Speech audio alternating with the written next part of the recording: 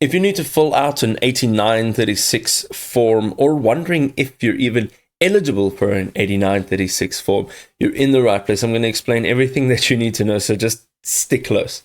The first thing that we need to discuss is what it actually is and if you're applicable for it. So if you've just walked out of a car dealership and you've purchased yourself a brand new electric powered vehicle, then you are eligible to claim that credit. So let me take you through the process. I'm going to jump over here onto my computer. The first thing is to identify eligible vehicles. So you need to start by confirming that your vehicle actually qualifies for the credit.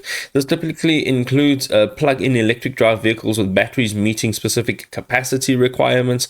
Also, you need to gather your necessary documents. You need to complete part 1 of the 8936 form. And this is basically your basic information. You need to calculate your credit amount in part 2, and this involves determining the base credit for any applicable phase out reduction. All right, the IRS will also provide guidance on how to actually complete these figures based on the vehicle type as well as the purchase date. So these two are very important things. Next, you need to attach all of that supporting documentation.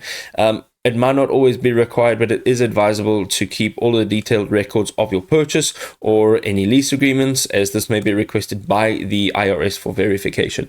Also, we're going to come down now and look at the consult a tax professional.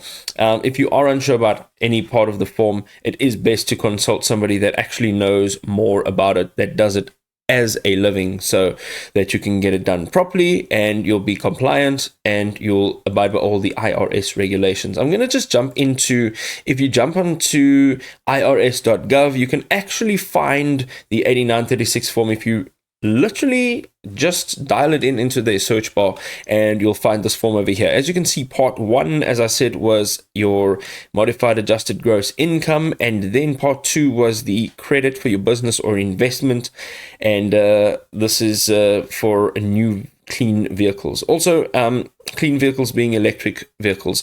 You can see also the part 3 is the credit for personal use or part of a vehicle, and then credit for previously owned vehicle, and then credit for qualified commercial clean vehicle. So these are all the sections that you need to go ahead and you need to complete.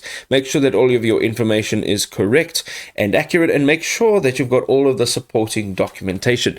If this was helpful, drop us a like. We'll see you next time.